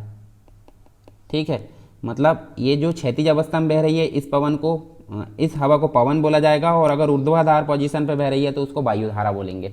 तो ये देख सकते हैं हम, पवन और वायु धारा दोनों मिलकर एक चक्रीय प्रक्रिया को पूरा करती है। मतलब ये जो पवन है और वायु धारा एक चक्रीय प्रक्रिया को पूरा करती है। तो जो चक्रीय प्रक्रिया पूरी होती है वो एक प्रकार से हेडली सेल कहलाता है, जो हम आगे देखेंगे अभी पूरे ग्लोब में। हेडली सेल का उदाहरण इसमें लिया जा सकता है इसके अंतर्गत। चलिए यहाँ देख लेते हैं हम। देखिए आपको पता होगा हमारे जो है 3 कटिबंध है, उष्ण कटिबंध, शीतोष्ण कटिबंध और ध्रुवीय, मतलब यहाँ देख सकते हैं। तो देखिए हेडली सेल अभी देखे थे हमने, जैसे मान लीजिए ये हम देख सकते हैं, देखिए आगे हम देखने वालेंगे कोरियोलिस बल और जो सारी चीज़ है इसके कारण। तो हम यहाँ देख सकते हैं, यहाँ से हमको निम्न वायु दाब क्षेत्र देखने को मिलता है, तो वायु इधर की ओर प्रवाहित हो जाती है। ठीक है, और इधर भी दोनों ध्रुव में प्रवाहित हो जाती है। तो यहाँ देख सकते हैं, यहाँ पे हमको क्या मिलेगा, यहाँ जब वायु प्रवाहित होती है तो इधर की गर्म वायु से टकराकर वो इस प्रकार से बहने लगती है, ये देखिए। ठीक है, और यहाँ की भी जो एक प्रकार से गर्म जलवायु है, मतलब गर्म वायु है, जो ठंडी मतलब एक प्रकार से निम्न वायु दाब क्षेत्र के कारण इधर आने लगती है। उसके पश्चात जो है मतलब इधर साइड बहने लगती है, देखिए ये। ठीक है, उसी प्रकार हम यहाँ देख सकते हैं, ये इधर आती है तो ये इधर बहने लगती है, और इधर से भी इधर आती है, ये वाले मतलब ये वाले ध्रुव से, तो यहाँ से इधर बहने लगती है। उसके बाद ये वाली जो है हम देख सकते हैं, यहाँ से इधर आती है तो इधर से यहाँ भी जाएगी। ठीक है, तो ये कैसे बहने लगती है, ध्रुवीय वाली जो पवनें हैं वो देखने को मिलती है। ठीक है, तो ये सभी जो है कोरियोलिस बल के कारण हमको देखने को मिलता है। तो ये हम अभी यहाँ पे देखने वाले हैं इसके नीचे वाले उसमें डायग्राम में। तो ये अलग अलग प्रकार से नियम देखने को मिलते हैं, जैसे कि हम देख सकते हैं उष्ण कटिबंधीय जो व्यापारिक पवनें हैं वहाँ पे हमको हेडली सेल देखने को मिलता है। पछुआ पवनों की अगर बात करें तो फेरल सेल देखने को मिलता है, और ऊपर इसमें ध्रुवीय कोष देखने को मिलता है। तो जैसे कि मैंने बताया यहाँ से ये चलती है, ठीक है, तो इधर की ओर प्रवाहित होती है। ठीक है, तो इधर की ओर प्रवाहित हो रही थी, इनको बोला जाता है व्यापारिक पवनें।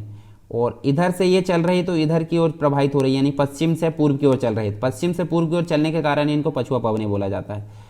और अगर बात करें हम यहाँ पे इधर चल रही है और ये ध्रुव की ओर सीधे चलती है, तो ध्रुवीय पवनें कहलाती। 3 प्रकार की पवनें होती है, स्थायी पवनें जिन्हें बोला जाता है।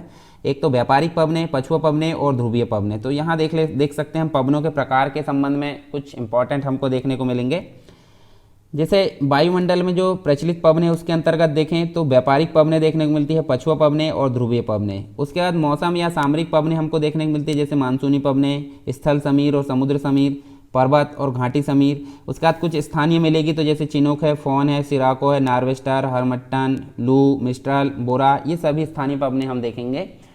तो देख सकते हैं हम, देखिए कुछ व्यापारिक पवनें, जैसे कि मैंने बताया यहाँ निम्न वायु दाब क्षेत्र होता है विषुवत क्षेत्र में, तो जो यहाँ की गर्म वायु है वो इधर ऊपर की ओर चले जाती है। ठीक है, और इधर भी हमको निम्न वायु दाब क्षेत्र देखने को मिलता है, तो ये भी यहाँ पे आ जाती है। इस प्रकार हम देखें तो इधर चली जाती है और ये इधर आ जाती है। ठीक है, उसके बाद यहाँ से जो वायु है वो ध्रुव की ओर चली जाएगी और यहाँ की भी वायु ध्रुवों की ओर चली जाएगी। तो अब होगा क्या, देखिए यहाँ की जब निम्न वायु यहाँ पे जाएगी तो वो यहाँ से ये वाली वायु से टकराकर इधर की ओर प्रवाहित होने लगेगी। ठीक है, और ये वाली वायु किधर की ओर प्रवाहित होने लगेगी, ये इसके इधर की ओर। ठीक है, तो ये पश्चिम से पूर्व की ओर जा रही थी, पछुआ पवनें कहलाती है, और ये वाली जो पवनें हैं वो व्यापारिक पवनें कहलाती है। ठीक है, और ये ऊपर वाली जो है ध्रुवीय पवनें कहलाती है। तो ये हमने अभी देखे थे। तो इसके अंतर्गत हमको 3 प्रकार की जो पवन है वो देखने को मिलेगी।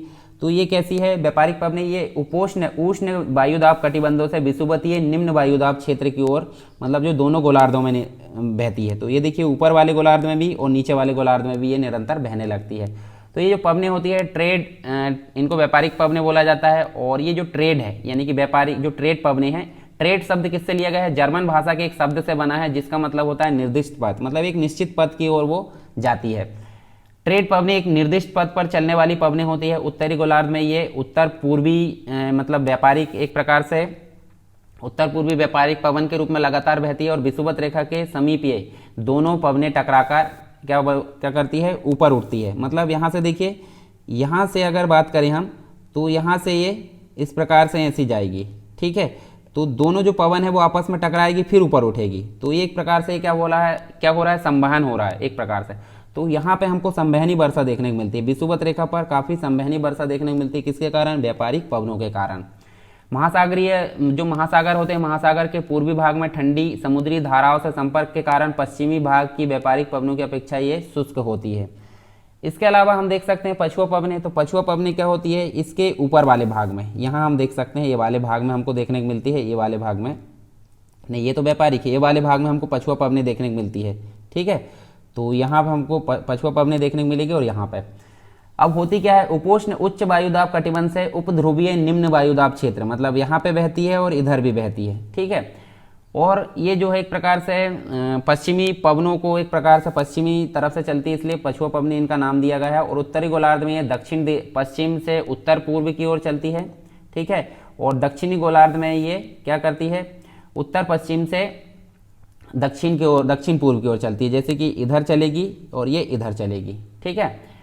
और यहाँ पे पश्चिमी यूरोपीय तुल्य जो जलवायु है उसके विकास के कारण यही हवाएं जो होती है वहाँ तापमान में वृद्धि करती है और वर्षा का कारक मानी जाती है, ठीक है। दक्षिणी गोलार्ध में 40 अगर देखें हम तो ये दक्षिणी गोलार्ध में हमको क्या देखने को मिलती है, जो पछुआ पवनें हैं दक्षिणी गोलार्ध में 40 से जो 65 है, इसमें हमको दक्षिणी अक्षांशों के मध्य यहाँ पे काफ़ी यहाँ पे अलग अलग प्रकार से वर्गीकृत करने को देखने को मिलता है। जैसे 40 डिग्री बोले दक्षिणी अक्षांश में, तो 40 डिग्री अक्षांश जो है पछुआ पवनों का जो बहाव होता है वहाँ 40 डिग्री अक्षांश पे उसको क्या बोला जाता है, गरजती चालीसा उसको बोला जाता है। तो ये आप ध्यान में रख सकते हैं। और 50 डिग्री का अगर बात करें तो इसको बोला जाता है प्रचंड या भयंकर पचासा बोलते हैं, प्रचंड पचासा बोलते हैं। और 60 डिग्री में इसको चीकता साठा बोलते हैं, ठीक है। तो ये याद रख सकते हैं आप। देखिए 65 डिग्री तक की बात की जा रही है पछुआ पवनों में, तो 40 वाले को गरजती चालीसा बोलते हैं, 50 वाले को प्रचंड पचासा बोलते हैं और 60 वाले को चिकता साटा बोलते हैं। किसके अंतर्गत देख रहे हैं हम, ये पछुआ पवनों के अंतर्गत देख रहे हैं। इसके अलावा ध्रुवीय पवनें होती है। ध्रुवीय पवनों की अगर बात करें तो ध्रुवीय जो उच्च वायुदाब है, ध्रुवीय उच्च वायुदाब से उपध्रुवीय निम्न वायुदाब की ओर बहने वाली जो होती है, मतलब इधर की ओर बहती है, ठीक है। निम्न वायुदाब क्षेत्र की ओर बहने वाली जो पवनें हैं वो ध्रुवीय पवनें कहलाती है, ठीक है। अब यहाँ हमने देख लिए, देखिए एक तो व्यापारिक पवनें देखे, पछुआ पवनें देखे और ध्रुवीय पवनें, तीनों चीज़ें हमने यहाँ देख लिए। अब इसके बाद कुछ है मौसमी या समसामयिक जो पवनें होती है उसके बारे में हम देखेंगे यहाँ पे। और स्थल समीर, समुद्र समीर, पर्वत समीर, घाटी समीर, इन सभी चीज़ों के बारे में देखेंगे।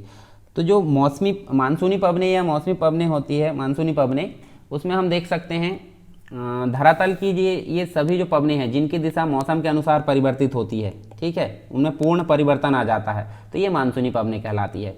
इसके संबंध में हमको देख सकते हैं हम विस्तृत विवेचन किसने दिया था, एक भूगोलवेत्ता थे, किसके, अरब के भूगोलवेत्ता थे जिनका नाम था अल-मसूदी, ठीक है, अल-मसूदी ने किया था। और ये पवनें जो है ग्रीष्म ऋतु के 6 माह समुद्र से स्थल की ओर चलती है और शीत ऋतु में 6 माह स्थल से समुद्र की ओर चलती है। तो ये है कुछ मानसूनी पवनें। इसके अलावा हम देख सकते हैं स्थल समीर व समुद्र समीर।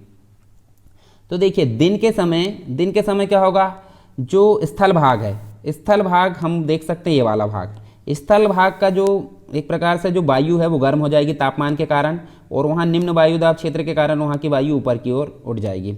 अब यहाँ जगह खाली हो गई, तो समुद्र यानी महासागर जो है उसकी जो वायु है वो गर्म मतलब एक प्रकार से भारी रहती है और ठंडी रहती है, तो वो जो खाली स्थान उसको भरने के लिए इधर आ जाती है, ठीक है। तो खाली स्थान भरने को आ रही है, यानी कि ये दिन के समय एक प्रकार से हमको सागर समीर देखने को मिलता है। सागर समीर मतलब महासागर की वायु ठंडी जो वायु है वो गर्म स्थान जो था वहाँ पे खाली स्थान हो गया था, तो उसको भरने के लिए आ रही है, यानी कि क्या कहलाएगा वो, एक प्रकार से सागर समीर कहलाएगा। परंतु ऊपर की ओर हमको स्थल समीर देखने को मिलता है, विपरीत दिशा में देखने को मिलता है। पर जब रात की बात होती है तो रात्रिकालीन में क्या होता है, महासागर में हमको गर्म यानी कि निम्न वायु तापमान देखने को मिलता है। तो ये जो गर्म यहाँ तापमान बढ़ने के कारण जो निम्न वायु है वो कहाँ चली जाएगी, ऊपर, ठीक है। गर्म होने के कारण वायु ऊपर चली जाएगी और यहाँ पर खाली जगह बचेगी। तो स्थल में इसकी विपरीत स्थिति होती है। तो यहाँ पे हमको क्या देखने को मिलता है, काफ़ी ठंडी और भारी वायु देखने को मिलती है, जो कि यहाँ महासागर में खाली स्थान भरने के लिए चली जाएगी।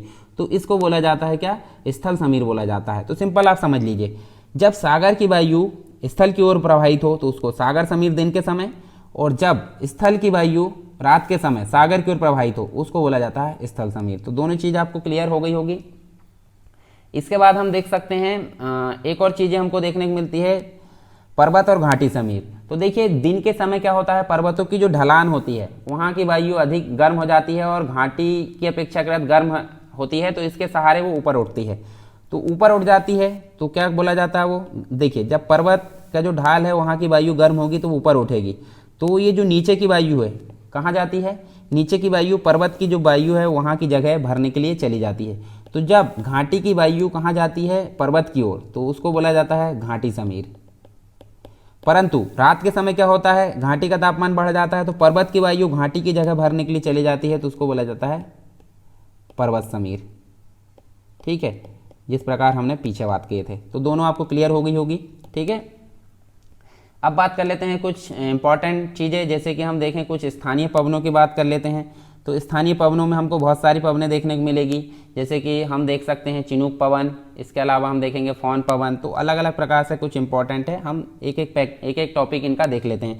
तो हालांकि पूछा क्या जाता है, अगर प्रीलिम्स की अगर बात करूं मैं तो वहाँ पे ये पूछा जाता है कि ये किस प्रकार की वायु है। तो चिनूक आपको देखने को मिलेगा, ये गर्म है। ठीक है, और कहाँ देखने को मिलेगी, रॉकी पर्वत है यूएसए के अंतर्गत, यहाँ देखने को मिलेगी और गर्म वायु इसको बोला जाता है। फौन पवन की अगर बात करें तो ये आपको कहाँ देखने को मिलेगी, ये आल्पस जो पर्वत है वहाँ देखने को मिलेगी, आल्पस पर्वत में, और इसको भी एक प्रकार से ये भी गर्म वायु है।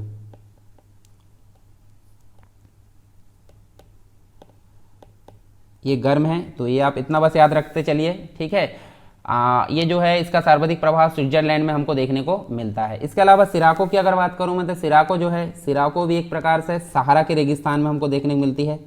ठीक है, और ये भी एक प्रकार की गर्म वायु है। ठीक है, गर्म पवन हम बोल सकते हैं। इसके अलावा नेक्स्ट जो है हमारे पास में ब्लैक रोलर जो है एक प्रकार से अमेरिका के मैदानों में हमको देखने को मिलती है, और ये कैसी है, ये भी गर्म है। इसके अलावा हम देखें योमा, तो योमा हमको देखने को मिलती है जापान के अंतर्गत देखने को मिलती है, और योमा किस प्रकार की वायु है, ये भी गर्म है। टेम्परोल की अगर बात करें तो ये अमेरिका के अंतर्गत देखने को मिलती है। ठीक है, और इसको बोला जाता है मानसूनी पवन। ठीक, उसके बाद देख सकते हैं सिमूम दिख रही है, तो सिमूम हमको कहाँ देखने को मिलती है, अरब में, अरब के रेगिस्तान में देखने को मिलती है, और ये भी एक प्रकार की गर्म और शुष्क वायु है। नेक्स्ट बात करते हैं सामुन, तो सामुन जो है इराक और ईरान में देखने को मिलती है, इराक व ईरान में देखने को मिलती है, और ये भी एक प्रकार की गर्म पवन है जो कि फौन के समान विशेषताओं को रखती है। फौन जो हमने पढ़े अभी ये वाली, इसके समान ये विशेषताओं को रखती है। फिर देखते हैं सामल, तो सामल जो है हमको देखने को मिलती है, ये भी एक प्रकार से ईरान, इराक और जो अरब का मरुस्थलीय जो प्रदेश है उसके अंतर्गत ये चलती है, और किस प्रकार की है ये भी हमको देखने मिलेगा, गर्म है। सिस्टन की अगर बात करें तो सिस्टन जो पवन है वो हमको पूर्वी ईरान में देखने को मिलती है, मतलब पूर्वी ईरान में ग्रीष्मकाल में प्रवाहित होती है। तो ये भी कैसी है, ये भी एक प्रकार की गर्म पवन है। फिर देख सकते हैं हबूब, तो हबूब जो है हमको सूडान के अंतर्गत देखने मिलेगी, वो भी उत्तरी सूडान, अफ्रीका महाद्वीप में। ठीक है, तो ये काफ़ी मतलब एक प्रकार से तड़ित झंझा है, ये इसके सहित ये काफ़ी बारिश कराती है। ठीक है, इसके अलावा हम देख सकते हैं कारा बुरान जो पवन है वो हमको देखने को मिलेगी, मध्य एशिया में देखने को मिलेगी, और इसके अंतर्गत ये भी काफ़ी धूल और आंधियाँ लेकर आती है, मतलब प्रभावित होती है, तो काफ़ी धूल भरी आंधियाँ यहाँ पे होती है।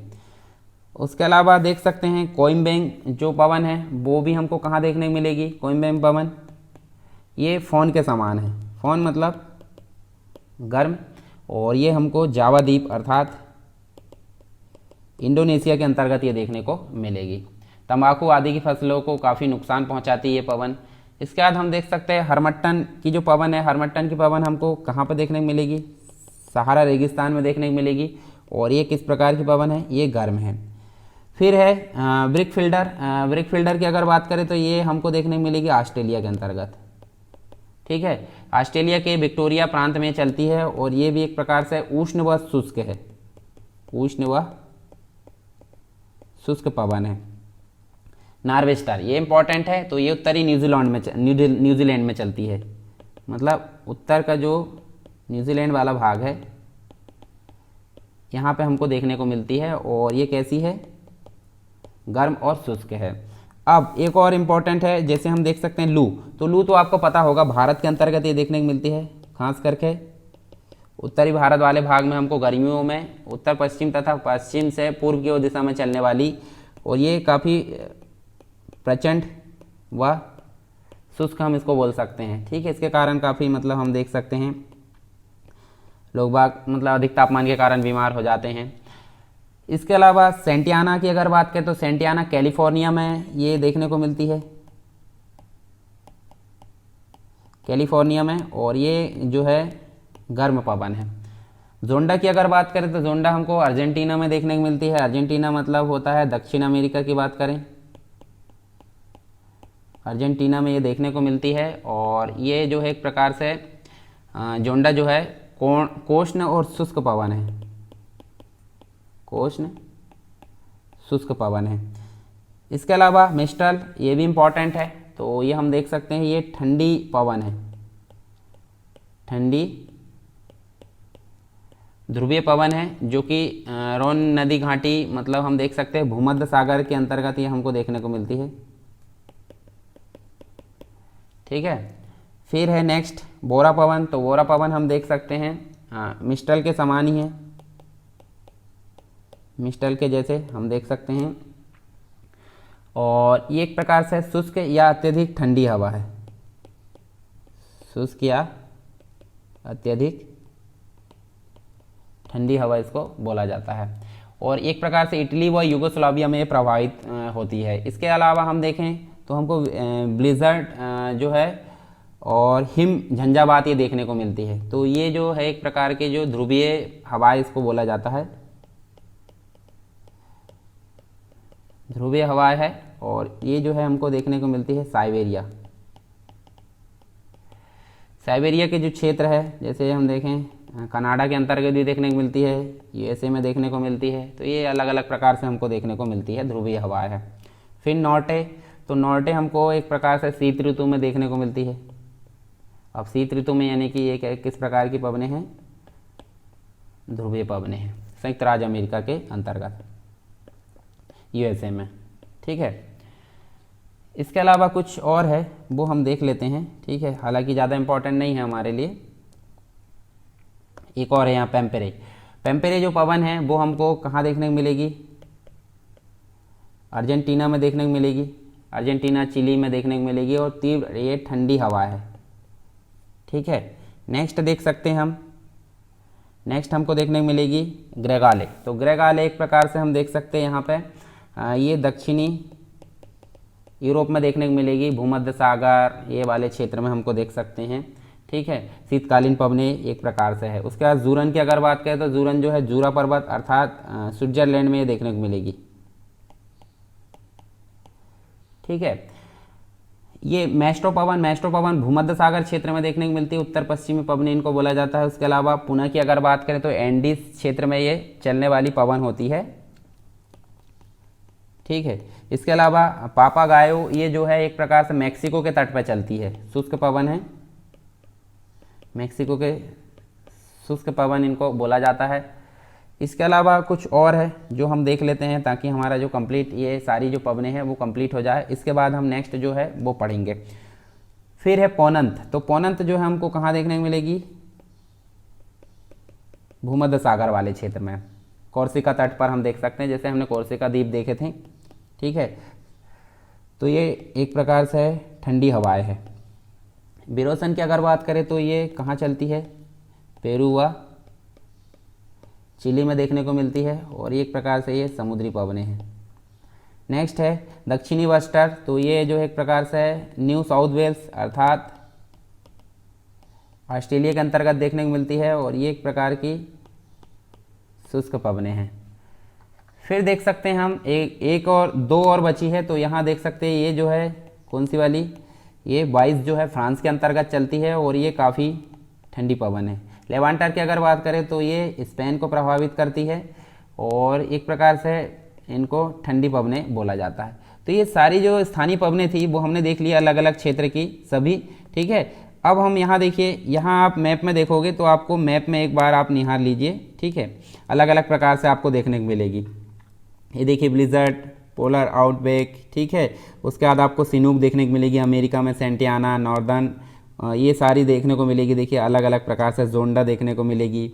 इसके अलावा आपको भारत में लू देखने को मिलेगी, इधर चाइना तरफ नार्वेस्टर, ठीक है, काराबुरान, सिस्टन, सामल, सिमुक, इसके बाद हवब है, डस्ट डेनियल है, ये अलग अलग प्रकार से देखिए हमको देखने को मिलेगी। आप मैप में एटलस में आप देख सकते हैं इनको अच्छे से, ठीक है। ये मैप में आपको आसानी से मतलब जो है धुंधला दिख रहा थोड़ा, अब मैप ही ऐसा है, मैं बाद में टाइम मिलेगा कभी तो मैप में ये दिखा दूंगा, ठीक है। चलिए अब आगे देखते हैं हम जेट स्ट्रीम की बात करते हैं। तो जेट स्ट्रीम होती क्या है, जैसे मैंने बताया था पीछे हमने बात किए थे, एक होता है क्षोभ मंडल।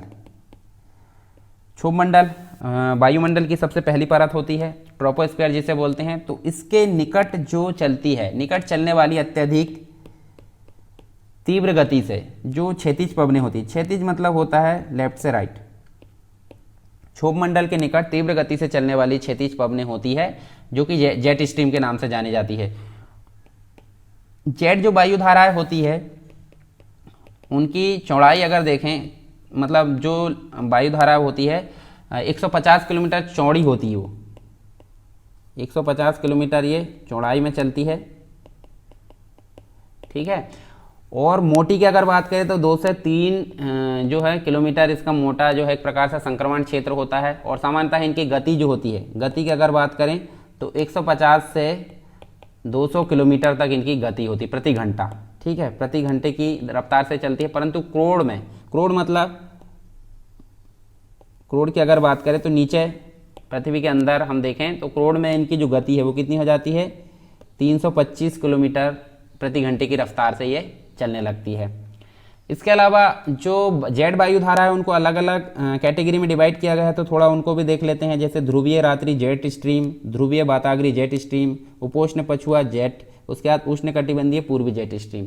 तो जैसे ध्रुवीय की अगर बात करें, यानी कि जो पोलर नाइट जेट स्ट्रीम है, तो ये उत्तरी व दक्षिणी दोनों गोलार्ध में, मतलब ये वाले गोलार्ध में भी ये वाले में भी, ठीक है, दोनों गोलार्ध में ये चलती है। और यहाँ पे हम देखें तो 60 जो डिग्री अक्षांश है उसके ऊपर अक्षांश में मिलती है, ठीक है, दोनों गोलार्ध में देखने को मिलेगी, परंतु कहाँ मिलेगी, 60 डिग्री अक्षांश के ऊपर देखने को मिलेगी। फिर ध्रुवीय वाताग्री जेट स्ट्रीम की अगर बात करें तो ये जो है एक प्रकार से 30 डिग्री से 70 डिग्री उत्तरी अक्षांश उत्तर में देखने को मिलेगी, ठीक है। उत्तरी अक्षांश में मध्य एक प्रकार से, इसके मध्य जो है एक प्रकार से 9 से 12 किलोमीटर की ऊंचाई पर मिलती है, ठीक है। कहाँ पे, उत्तरी गोलार्ध में 30 से 70 जो अक्षांश है उत्तर में, उसमें 9 से 12 किलोमीटर की ऊंचाई पर ये देखने को मिलती है। इसके अलावा उपोष्ण पछुआ जेट स्ट्रीम की अगर बात करें तो ये जो है 20 डिग्री से 35 डिग्री उत्तरी अक्षांश में हमको 10 से 14 किलोमीटर की ऊंचाई पर यह देखने को मिलती है।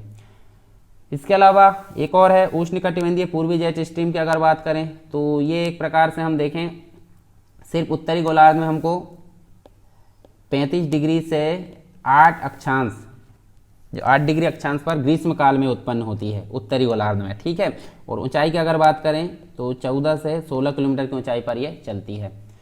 तो ये देखिए हम देख सकते हैं गर्म होने के कारण यह जेट पर्वतीय जो पवन जो है सतही गर्म व आर्द्र हवाओं को ऊपर उठाकर भारत में एक प्रकार से संवहनी वर्षा करती है। ये वाली जो पवन है उष्णकटिबंधीय मतलब जो पूर्वी जेट स्ट्रीम है उसके कारण, और मानसून का विस्फोट या मानसून का प्रस्फोट भी इस समय हमको देखने को मिलता है।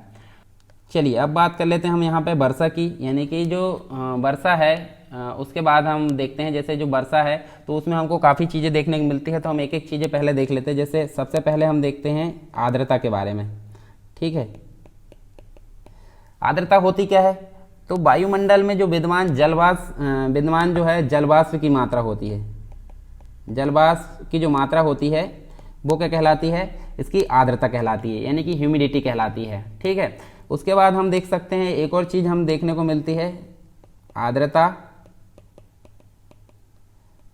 सामर्थ्य। आर्द्रता सामर्थ्य क्या होता है, तो इसका मतलब क्या होता है, एक निश्चित तापमान मतलब एक निश्चित तापमान पर 1 घन मीटर वायु जितने ग्राम जल वाष्प को अवशोषित करती है। मतलब एक जो घन मीटर जो वायु है कितना ग्राम को, मतलब कितने ग्राम जल वाष्प को अवशोषित करती है, या फिर हम बोल सकते हैं 1 घन मीटर, मतलब एक निश्चित तापमान पर 1 घन मीटर वायु जितने ग्राम जल वाष्प को अवशोषित करती है, तो उसे हम आर्द्रता सामर्थ्य बोलते हैं। इसी प्रकार अगर देखें तो हम एक प्रकार से वायु में उसकी क्षमता के बराबर जल वाष्प अगर आ जाती है, एक वायु है, वायु में इसकी क्षमता मान लीजिए जितनी भी है, तो उसमें एक प्रकार से उसकी क्षमता के बराबर जल वाष्प आ जाती है, तो इस प्रक्रिया को क्या बोला जाता है, इस प्रक्रिया को बोला जाता है संतृप्त वायु। संतृप्त वायु इसको बोला जाता है, संतृप्त वायु इसको बोला जाता है। संतृप्त मतलब वहाँ पे ये जलवाष्प उनने अपनी सामर्थ्य के बराबर ग्रहण कर ली है। इसके अलावा एक और चीज़ होती है जो ओसांक बिंदु होता है, जिस मतलब एक प्रकार से बोलें तो जिस न्यूनतम तापमान पर जो वायु है वो संतृप्त हो जाए, मतलब जलवाष्प का जिस न्यूनतम जो है एक प्रकार से तापमान बोल सकते हैं, जलवाष्प आया वायु में उसकी क्षमता के बराबर तो संतृप्त हो गई, परंतु एक तापमान की भी जरूरत पड़ती है, जिस न्यूनतम तापमान पर वायु संतृप्त हो जाए उसको बोला जाता है ओसांक बिंदु। ठीक है, इसको क्या बोला जाता है, ओसांक बिंदु बोला जाता है। अब एक और चीज़ हम देख सकते हैं, जैसे कि जो आर्द्रता होती है अलग अलग कैटेगरी में डिवाइड की गई है, पर हम उसको ज़्यादा डिटेल में नहीं देखेंगे। इसके अलावा बादल भी आपने देखा होगा। ठीक है, बादल क्या होते हैं, बादल मतलब होता है जो पृथ्वी की सतह से काफ़ी ऊंचाई पर वायुमंडल में जलवाष्प के संघनन के फलस्वरूप, ठीक है, क्या होता है, निर्मित जो जलकण होते हैं और हिमकण होते हैं उसके समूह को हम बादल बोलते हैं। तो उसी के कारण हमको वर्षा देखने को मिलती है। बादल को अलग अलग कैटेगरी में डिवाइड किया गया है, तो वो हम अभी विस्तार से नहीं देखने वाले हैं। तो अलग अलग प्रकार के वो जो बादल है, जैसे निम्न मतलब जो 3 प्रकार से उनको बांटा गया है, जैसे पक्षाव स्तरीय, पक्षाव मेघ और कपासी मेघ, तो अलग अलग प्रकार से हम उनको देख सकते हैं। हम सिंपल बात कर रहे हैं वर्षा की, तो वर्षा को 3 कैटेगरी में बांटा गया। तो पहले देख लेते हैं वर्षा होती क्या है।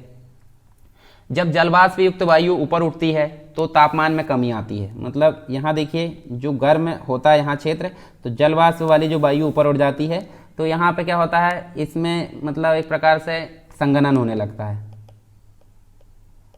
संघनन यहाँ पे होने लगता है और परिणाम स्वरूप मेघों का निर्माण होता है। तो यहाँ पे क्या होता है, बादल का निर्माण होने लगता है।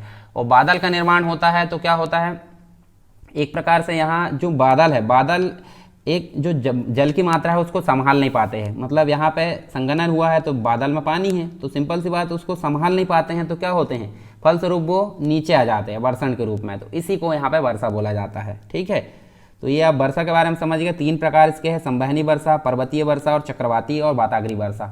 तो संवहनी वर्षा क्या होती है वो हम देख लेते हैं। देखिए, संवहनी वर्षा का मतलब क्या होता है, इसकी उत्पत्ति गर्म व आर्द्र पवनों के ऊपर उठने से होती है। ठीक है, जैसे देखिए ये जो पवन है गर्म होकर निम्न वायुदाब क्षेत्र बन गया, यहाँ पे देखने को मिल रहा है हमको, तो ये ऊपर उड़ गई तो इनमें संघनन होने लगा। संघनन होने के फलस्वरूप यहाँ पे बादल बना। बादल जब पानी जलवाष्प की मात्रा को संभाल नहीं पाता है तो वो उसको नीचे गिरा देता है। मतलब समझ जाइए आप, वर्षण हो गया है। तो इस प्रकार की जो वर्षा है उसको बोला जाता है संवहनी वर्षा। ठीक है, और यहाँ हम देख सकते हैं, देखिए घनघोर वर्षा इसके अंतर्गत हमको देखने को मिलती है। इसी प्रकार ये जो है उच्च वायुदाब क्षेत्र बन जाता है। फिर धीरे धीरे यहाँ निम्न वायुदाब क्षेत्र की ओर जो है पवनें उच्च वायुदाब क्षेत्र से बहने लगती है और फिर से ऊपर उठने लगती है। तो ये चक्र चलते रहता है संवहनी वर्षा के अंतर्गत। अब बात कर लेते हैं पर्वतीय वर्षा। अच्छा, एक चीज़ और आपको देखने को मिलेगी यहाँ पे, यहाँ देख सकते हैं ये जो है, मतलब यहाँ पे हम देख सकते हैं यहाँ पे शांत पेटी देखने को मिलती है। ये निम्न वायुदाब क्षेत्र रहता है विषुवत रेखा का हमेशा।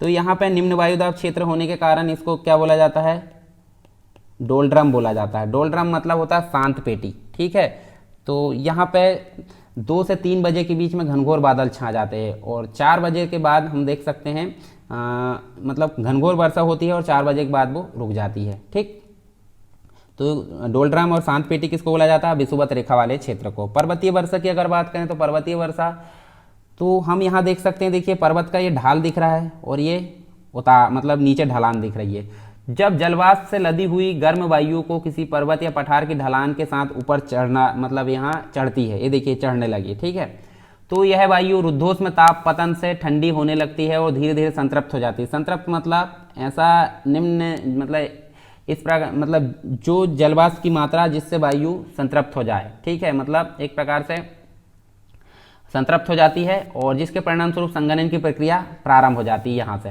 ठीक है। और संघनन के पश्चात यहाँ पे जो है वर्षा हो जाती है, मतलब वर्षा होने लगती है। तो इसी के कारण इसको क्या बोला जाता है, ये देखिए काफ़ी वर्षा यहाँ होने लगी है, तो इसको बोला जाता है पर्वतीय वर्षा। अच्छा, एक और चीज़, मतलब यहाँ वर्षा उन क्षेत्रों में अधिक होती है जहाँ पर्वत श्रेणी समुद्र तट के निकट और उसके समानांतर हो। विश्व की अधिकांश वर्षा इसी रूप में होती है। ऊंचाई बढ़ने के साथ साथ वर्षा की मात्रा बढ़ने लगती है, परंतु कुछ क्षेत्र ऐसे भी है जब पर्वत इस किनारे तो बारिश हो रही है परंतु इस किनारे पर बारिश नहीं हो रही है, तो क्या कहलाएगा, ये वृष्टि छाया क्षेत्र कहलाएगा, यानी कि शुष्क है क्षेत्र, तो यहाँ पे हमको बारिश होती हुई नहीं दिख रही है, तो ये वृष्टि छाया क्षेत्र कहलाता है। जैसे उदाहरण के रूप में हम देख सकते हैं, हमको बहुत सारे क्षेत्र ऐसे देखने को मिलते हैं, जैसे कि भारत के अंतर्गत जो है पश्चिमी, मतलब जो पश्चिमी तट है वहाँ पे हमको देखने को मिलता है, और जो राजस्थान है, राजस्थान के अंतर्गत अरावली है, अरावली क्षेत्र में भी ये देखने को मिलता है जहाँ पर शुष्क प्रदेश है। इसके अलावा तीसरी वर्षा का प्रकार चक्रवाती और वाताग्रीय वर्षा देख सकते हैं। तो चक्रवातों के कारण यहाँ पे होने वाली जो वर्षा उसको चक्रवाती वर्षा बोला जाता है। विशेषकर अगर देखें तो शीतोष्ण कटिबंधीय जो चक्रवाती क्षेत्र है उसके अंतर्गत हमको देखने को मिलता है, ठीक है। तो ये देखिए यहाँ पे गर्म हवा इधर आई, ठीक है, और चक्रवात के कारण ये देखिए मतलब जो है बारिश हुई है यहाँ पे, ठीक है। तो ये चक्रवाती या वाताग्रीय वर्षा इसको बोला जाता है, यानी शीतोष्ण कटिबंधीय चक्रवाती क्षेत्रों में ये होती है। और यहाँ गर्म एवं शीतल जो वायु राशि होती है उसके टकराने से भीषण तूफानी दशा उत्पन्न होती है तथा गर्म वायु राशि की शीतल वायु राशि के ऊपर चढ़ जाने के कारण संघनित होती है और संघनित होने के फलस्वरूप यहाँ पे वर्षा होती है, ठीक है। और वर्षण के कुछ सिद्धांत भी हमको देखने को मिलते हैं, जैसे हिमकर्ण सिद्धांत, इसके अलावा हम देख सकते हैं मेघ अस्थिरता सिद्धांत, और हम देख सकते हैं संलयन सिद्धांत। तो हिमकर्ण का सिद्धांत वज्रान ने दिया है, मेघ अस्थिरता का सिद्धांत फिडिसन ने दिया है, और संलयन का सिद्धांत E.G. बोवेन ने दिया है। तो ये अलग अलग प्रकार से हम यहाँ पे देख सकते हैं। इसके अलावा वर्षा का वितरण अगर देखें तो वर्षा का वितरण हमको देखने को मिलता है पूरे विश्व में, मतलब जो संसार में वर्षा का वितरण है वो एक समान तो नहीं है, समय और स्थान के अनुसार उसकी मात्रा में काफ़ी भिन्नता हमको देखने को मिलती है। तो उसके कारण हम देख सकते हैं निम्न है, जैसे जो विषुवत वृत्त है, विषुवत वृत्त से ध्रुवों की ओर जाने पर वर्षा की मात्रा में हमको काफ़ी कमी देखने को मिलती है। मतलब हम अगर देखें यहाँ पे तो हमको, जैसे हम यहाँ ये विषुवत रेखा है, विषुवत रेखा से अगर ध्रुवों की ओर जा रहे हैं तो हमको यहाँ पे वर्षा में क्या देखने को मिलेगी, काफ़ी कमी देखने को मिलेगी। इसके अलावा हम देख सकते हैं महाद्वीपों के आंतरिक भागों के मुकाबले जो तटीय क्षेत्र होते हैं, तटीय क्षेत्रों में अधिक वर्षा देखने को मिलती है। साथ ही स्थलीय भागों की अपेक्षा महासागरों में भी हमको अधिक वर्षा देखने को मिलती है, स्थल भागों में हमको कम देखने को मिलती है। विषुवत वृत्त में 35 डिग्री से 40 डिग्री उत्तरी व दक्षिणी अक्षांशों के मध्य जो पूर्वी तट है उस पर हमको अधिक वर्षा देखने को मिलती है, ठीक है। 35 से 40 डिग्री उत्तरी और दक्षिणी अक्षांशों में जो मध्य और पूर्वी तटों में एक प्रकार से देखें तो अधिक वर्षा देखने को मिलती है। पश्चिमी तरफ इसकी कमी आ जाती है, और जबकि विषुवत वृत्त के 45 से 65 डिग्री की ओर बात करें तो उत्तरी एवं दक्षिणी अक्षांशों के मध्य जो पछुआ पवने का प्रभाव होता है, हमने देखे थे अभी, उससे महाद्वीपों के जो पश्चिमी किनारे में वर्षा होती है और पूर्व के किनारे में घटती जाती है। इसके अलावा देखें तो इसके अतिरिक्त जिन क्षेत्रों में पर्वत तट के मतलब पर्वत तट के समानांतर है वहाँ पवनाभिमुख जो मैदान है उसमें अधिक वर्षा होती है, परंतु उसकी दिशा में ये घटते जाती है, ठीक है, उसके विपरीत दिशा में। तो ये वर्षा का कुछ वितरण हमने देखे हैं। अच्छा, एक और चीज़ होती है कि जो वैज्ञानिक है उनके कारण हमको एक कृत्रिम वर्षा देखने को मिलती है। तो होती क्या है कृत्रिम वर्षा? तो कृत्रिम वर्षा को मेघों का कृत्रिम बीजारोपण भी कहा जाता है। कृत्रिम बीजारोपण कहा जाता है, इसका तात्पर्य क्या है? जो एक प्रकार से इसमें एक विशेष प्रकार के मेघों को संतृप्त करके वर्षा कराई जाती है, यानी कि जो द्वितीय विश्व युद्ध हुआ था, द्वितीय विश्व युद्ध के बाद हम देख सकते हैं 1946, उसमें न्यूयॉर्क के अमेरिकी जो वैज्ञानिक थे जिनका नाम था विसेंट जे सेफर एवं एक और थे इरविंग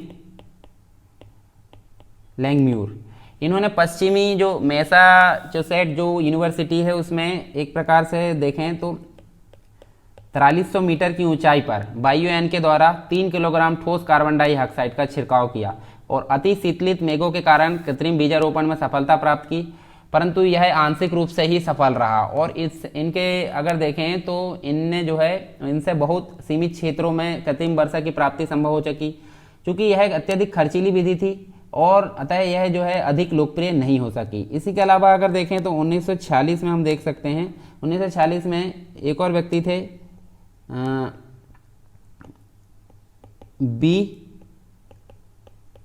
बानगुट ने सिल्वर आयोडाइड प्रविधि द्वारा कृत्रिम वर्षा हेतु प्रयास किया था। तो ये काफ़ी हम प्रयास देख सकते हैं कृत्रिम वर्षा के लिए। कृत्रिम वर्षा यानी कि कृत्रिम रूप से बीजारोपण किया जाता है, मेघों का निर्माण किया जाता है, ठीक है, और इसके कारण यहाँ पे वर्षा होती है। तो ये सारी चीज़ हम देख सकते हैं। एक और चीज़ आपने सुना होगा जब हमने चक्रवात पढ़े थे, तड़ित झंझा, ठीक है। तड़ित झंझा क्या होता है? तो स्थानीय तूफान हो इनको कहा जाता है, एक प्रकार से स्थानीय तूफान इनको कहा जाता है। तड़ित झंझा मतलब स्थानीय तूफान, जिसमें तीव्र हवाएं चलती है तथा कपासी वर्षा मेघों से गरज कर एवं बिजली की चमक के साथ तीव्र वर्षा होती है। बादलों का प्रस्फोट भी इसको कहा जाता है। तो ये तो हमारा कंप्लीट यहाँ पे हमने देखे मतलब वर्षा के बारे में देखें। उसके पहले हमने सारा जो वायुमंडल का संगठन, कुछ पवनों के बारे में देखें, वायुमंडल का वितरण देखें, सारी चीज़ हमारी यहाँ पे ये कंप्लीट हो गई है। अब इसके बाद हमारा जो नेक्स्ट है वो चलेगा जलवायु। तो विश्व की जलवायु के अंतर्गत हम बहुत सारी चीज़ें उसमें पढ़ने वाले हैं, यानी कि जलवायु पढ़ेंगे, जलवायु का वितरण पढ़ेंगे, जलवायु का परिवर्तन पढ़ेंगे, उसके कारक पढ़ेंगे, उसके उसके सुझाव पढ़ेंगे रोकने के। इसके अलावा हम जलवायु प्रदेशों के बारे में पढ़ेंगे। तो ये सारी चीज़ हमारी कंप्लीट हो जाएगी और इस प्रकार हमारी फर्स्ट यूनिट कंप्लीट हो जाएगी ज्योग्राफी के अंतर्गत। तो ये लेक्चर आपको कैसा लगा ज़रूर बताएं कमेंट बॉक्स में। यदि पसंद आया तो आप लाइक कर सकते हैं, शेयर कर सकते हैं अधिक से अधिक लोगों तक, ताकि आपका भी फ़ायदा हो, मतलब आपके द्वारा किसी का फ़ायदा हो रहा तो सिंपल सी बात आपको फ़ायदा होगा। और लेक्चर पसंद आया तो ज़रूर शेयर करें, नहीं पसंद आया तो शेयर नहीं करना है, ठीक है। तो चलिए दोस्तों, मिलते हैं नेक्स्ट लेक्चर में, तब तक के लिए जय हिंद।